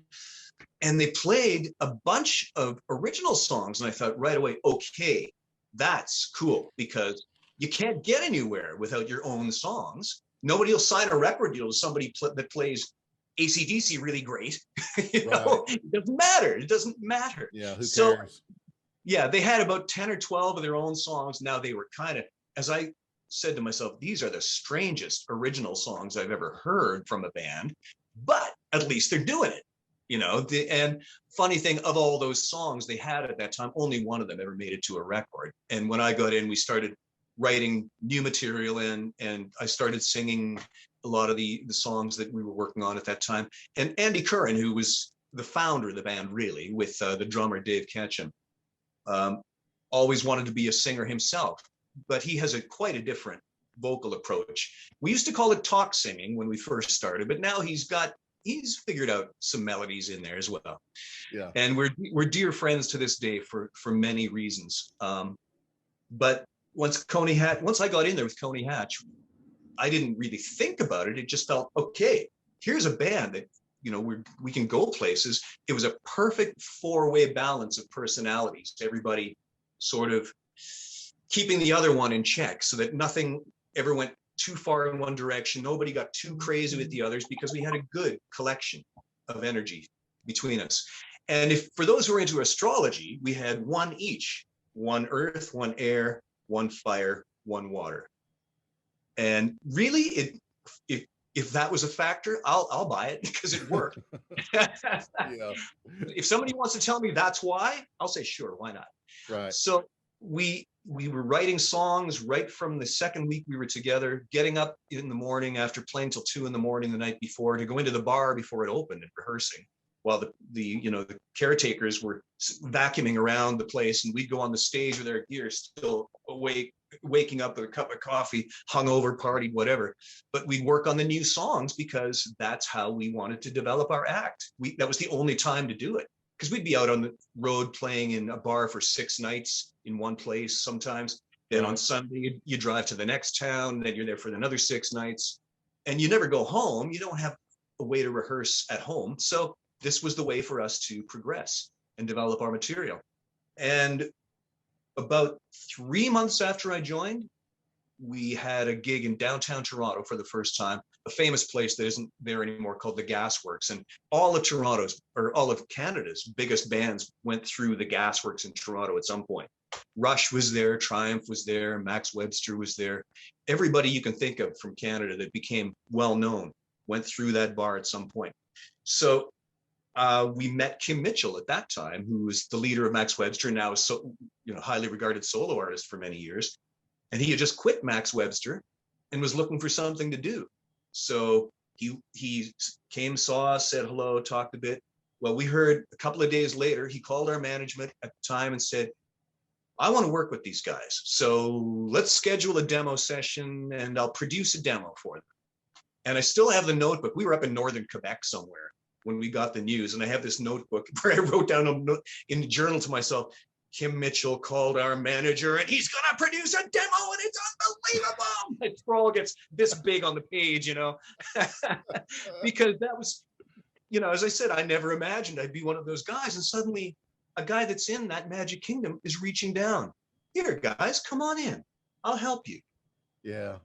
Wow. At that time, I'd already decided if I don't have a record deal by the time I'm 25, I should probably consider going back to school and, taking life seriously. Well, by the time I was 25, we were working on the third Coney Hatch album. Wow. I just had Kim Mitchell on my show last week. Wow. Dude, seriously. I told Kim, I said, they played a little bit of his solo work here in the States, but, he was a lot more popular in Canada. Yeah. Except for Go for Soda. Yeah, dude. And I'm going to tell you, I remember when I was a little guy, I think I had a paper route. I mean, I was a little guy and I heard that song and I was like, I loved it, and I was like, Kim Mitchell, who is Kim Mitchell? And, now, the other day I'm talking to him via Zoom. Such a cool guy. I mean, I'm not shocked that he, was like that with you guys, because such a good spirit, Yeah, we owe Kim totally for our start.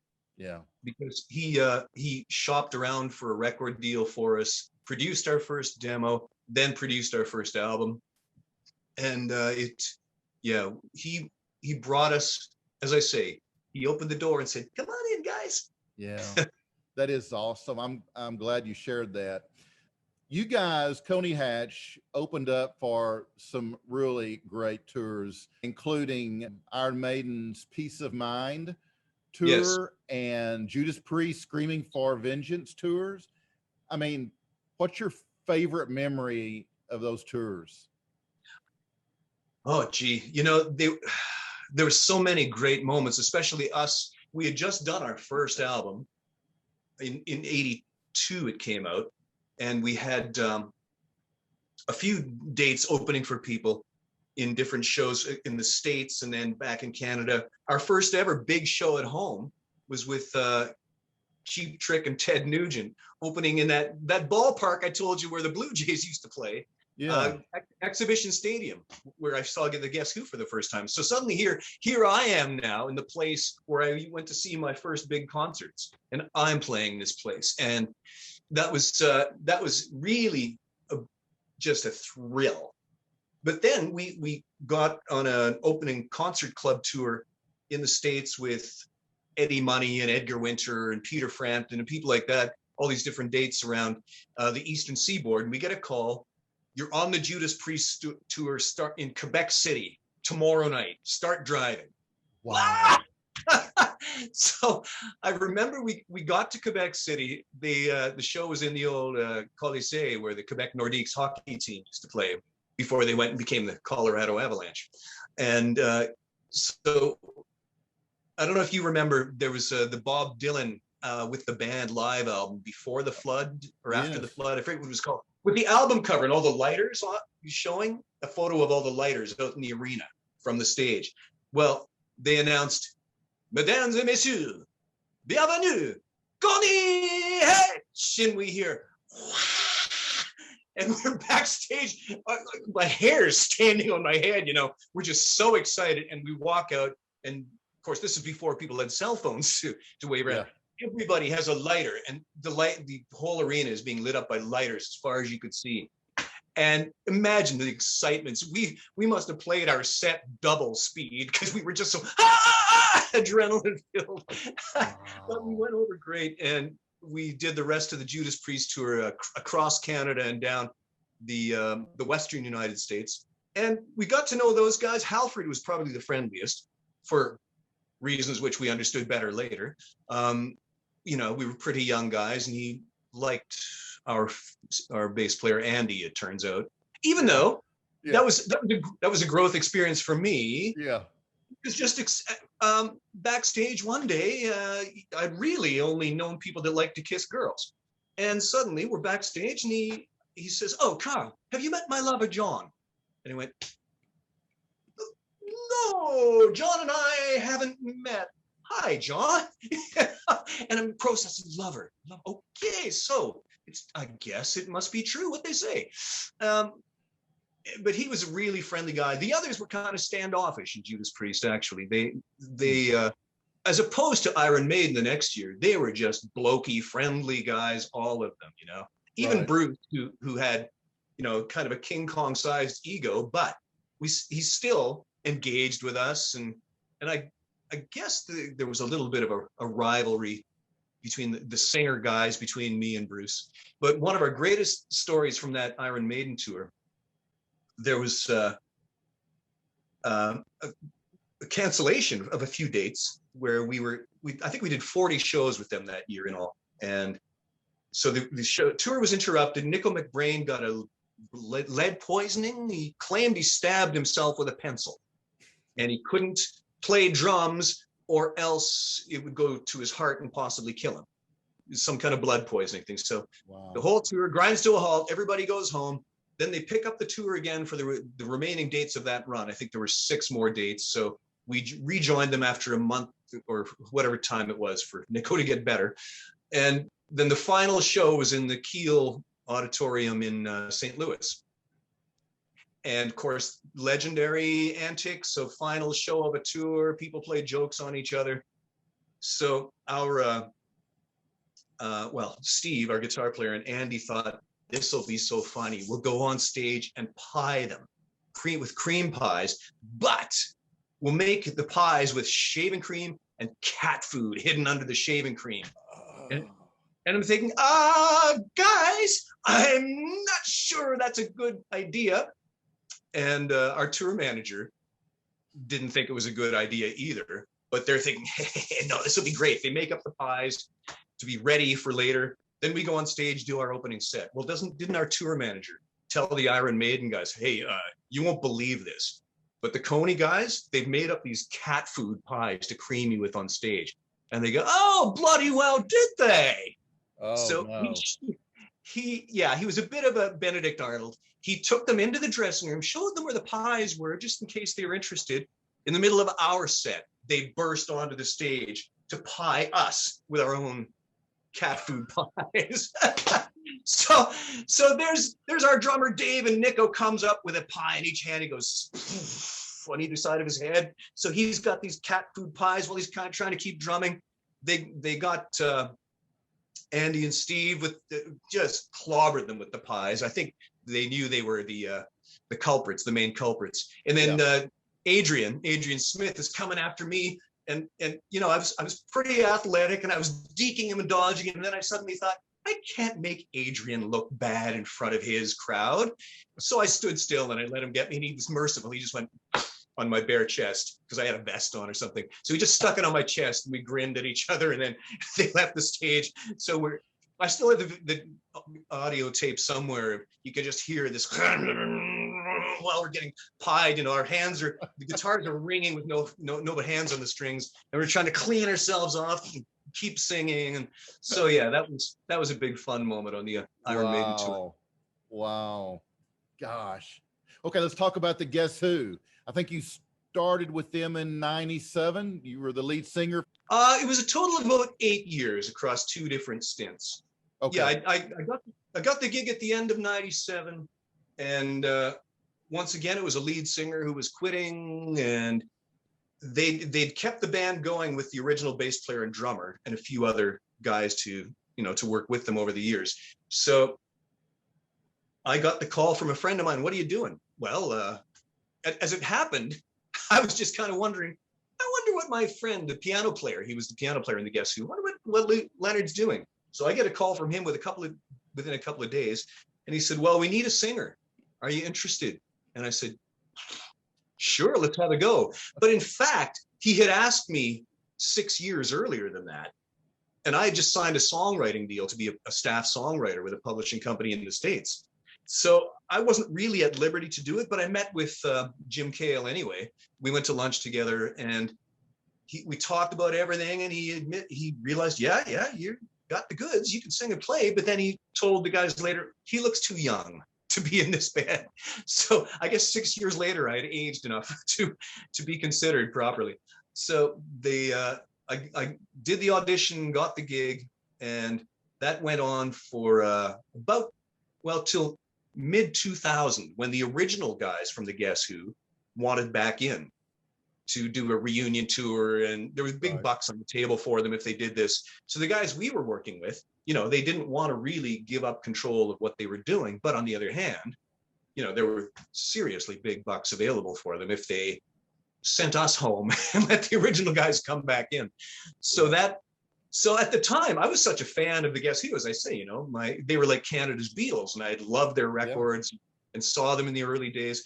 So I thought, I want to see this. Sure, please, have your chair back, Burton. And so within a year of that change, I got a call from April Wine. Hey, what are you doing? Because I knew them from over the years and doing a few shows opening for them with my solo band. I had a few different versions of the Carl Dixon band. So they needed somebody to join and be keyboards, guitar, percussion, and backing vocals. So that's what I ended up doing with April Wine for about 4 years. And then because they were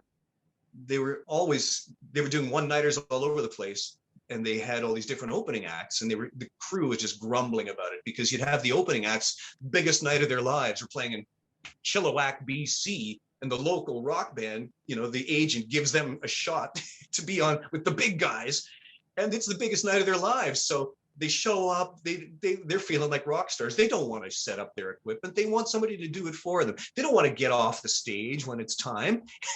They're the biggest moment of their lives. And then they don't want to pull their stuff off the stage because they're getting the congratulations from all their hometown fans. So the opening acts were always a problem. And I said to the guys running it, after the first year, I saw this and I said, you know what? I do a solo acoustic show. And actually I'd played all the way home from a bus drive from Minneapolis back to Canada. All night we were driving, and I just kept playing and singing. So anyway, yes, April Wine had difficulty with the opening acts every night, and they knew I could do this solo acoustic show. And the funny thing is, when I joined, they had a 4-piece unit going for a while, a number of years, and then they expanded that to 5-piece, and they had to, pay a 5th guy. So I made a deal with them. I want this much money a week to do the job. They said, okay, fine.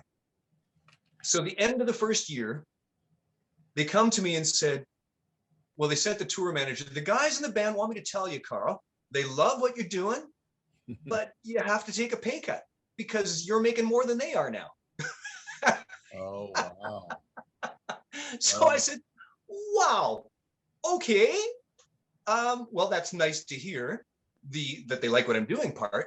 Tell you what, I'll trade you your pay cut for you making me the opening act every night with my solo acoustic show.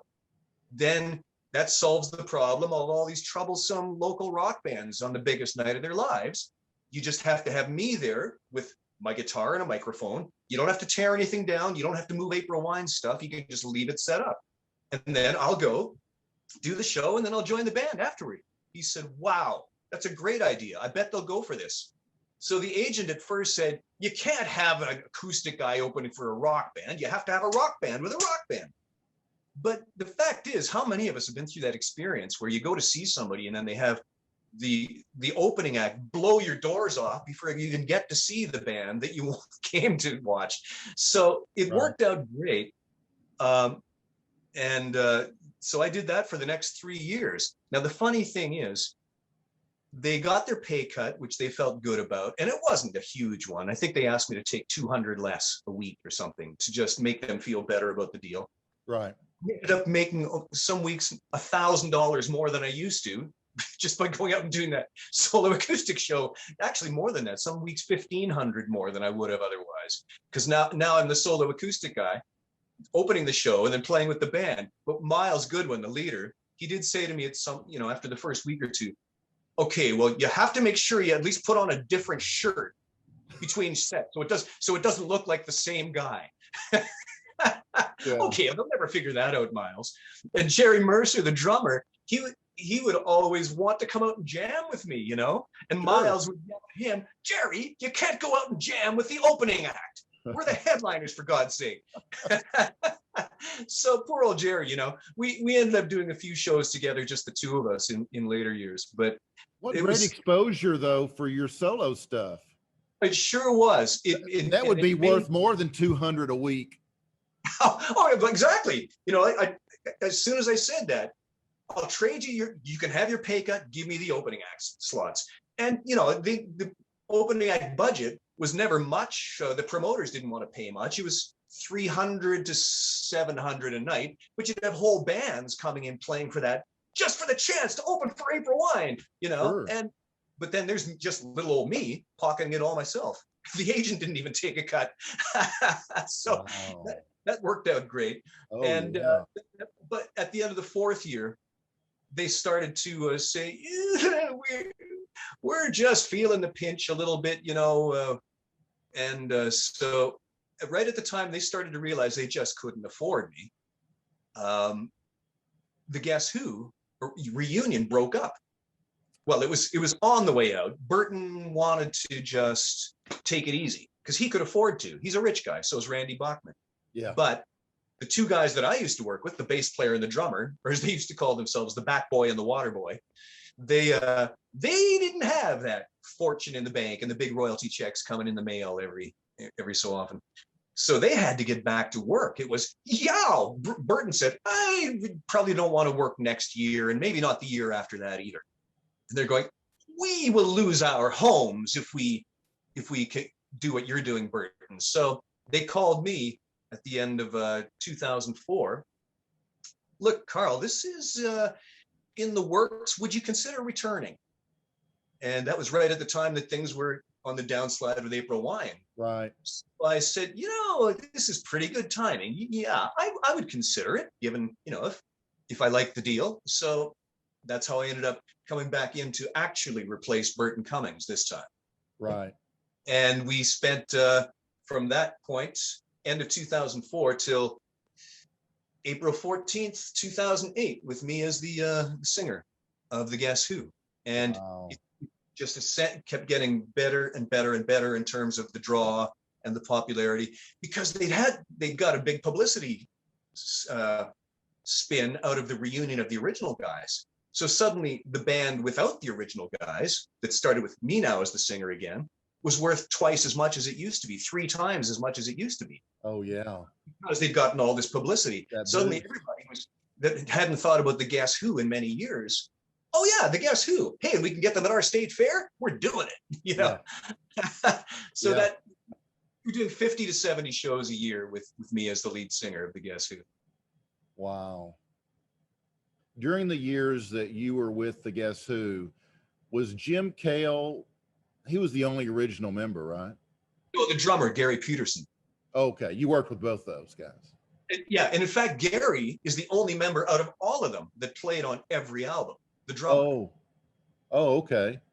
Right from the early days to the very end. He's the only guy that played on every Guess Who album. Wow. I mean, I just can't imagine this kid that's listening to the Guess Who and April Wine, and now you're there, man. You're fronting. Well, it's funny. It's because I never had that. I didn't start out thinking I want to sell the million records. I want to be a number one. I want to, be on TV. I want to have the chicks. I want to have the parties. that was, to me, it was just, I love the music. I'm going to keep playing music. Yeah. And so it just seemed natural progression to me. I've hung at it. And in fact, I almost gave it up for a brief time. I was thinking, not gave it up, but I have to get a real job because I had a young family, 2 daughters now, and a house that had to be paid for. And I was on Carl Dixon wages, not Guess Who or April Wine or Coney Hatch money at that point. And so I actually thought, I decided, and everybody knows this is the way to get rich quick. I was going to take a course in teaching English as a second language. Oh, God. That's the straight path to big bucks right there. Yeah, right. Yes, well, this tells you how little I understood about how to get wealthy. Yeah. I thought, well, I have to do something else. Let's see. I like English. I like teaching. My dad was a teacher. That could be okay.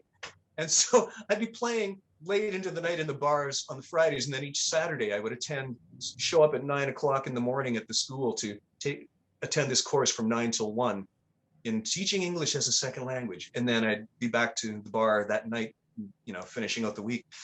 So that went on a few weeks, about 2 months, I guess. And then a friend of mine said, what are you doing? Well, I've got this great idea because, I got to get serious about life. Yeah. Said, yeah.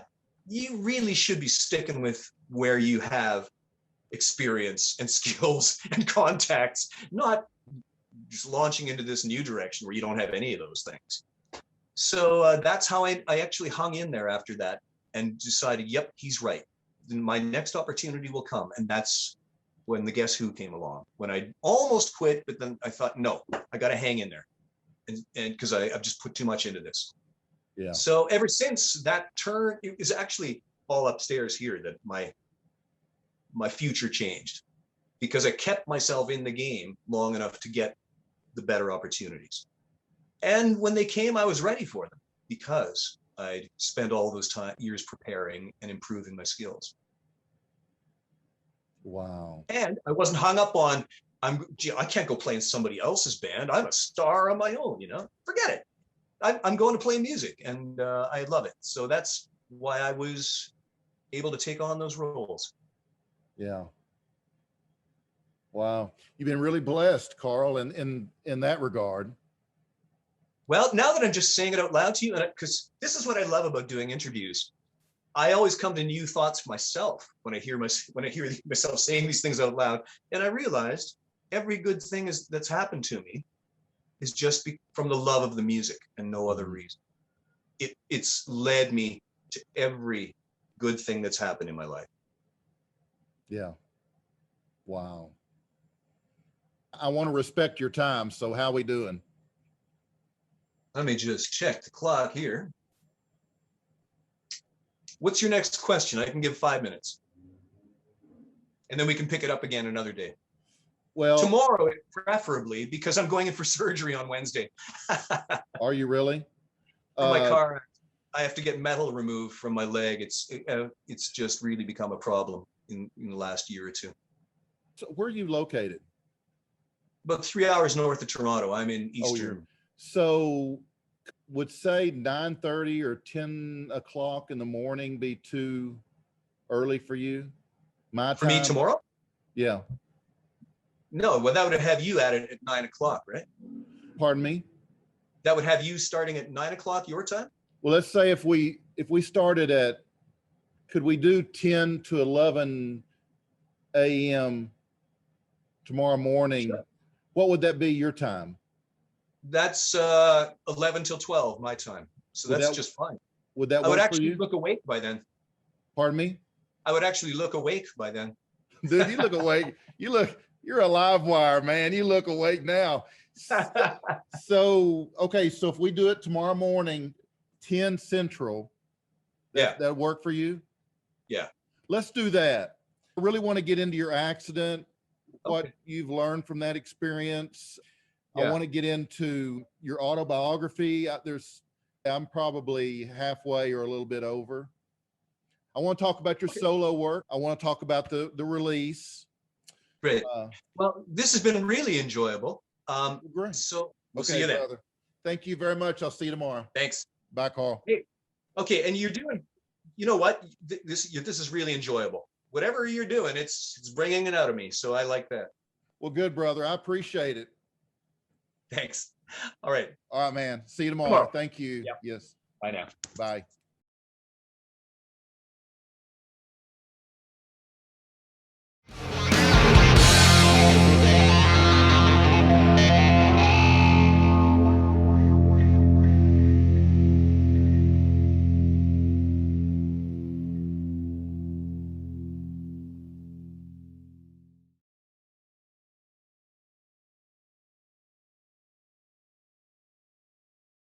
I hope that you enjoyed that chat with Carl.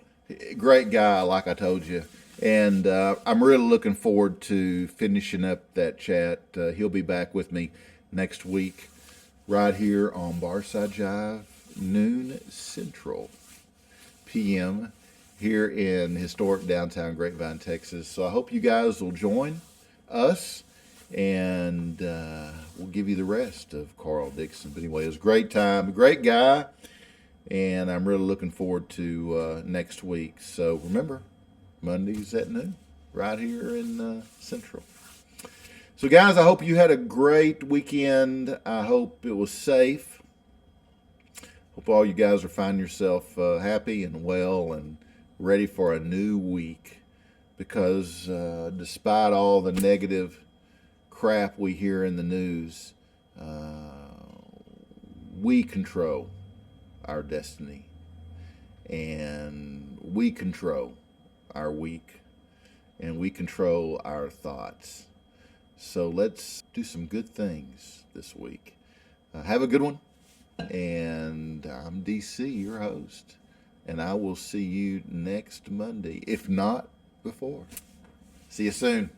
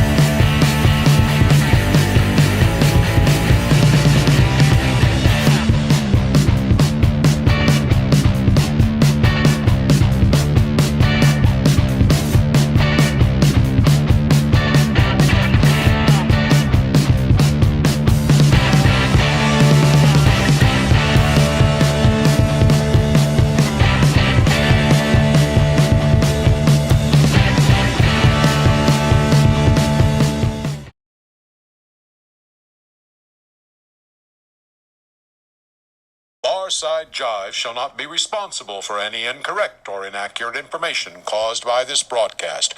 Barside Jive does assume, however, all responsibility for the satirical nature of its content and for the occasional fictional nature of its content. All characters appearing in this broadcast, even those based on real people, except for our featured guests, of course, are entirely fictional, and any resemblance between them and any persons living dead or undead is purely a miracle.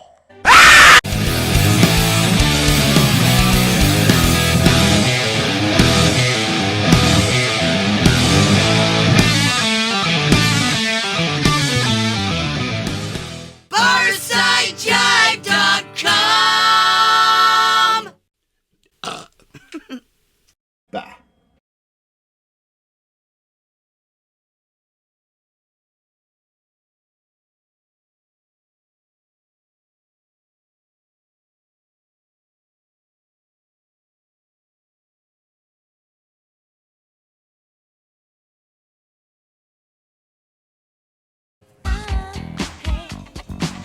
You left a little longer.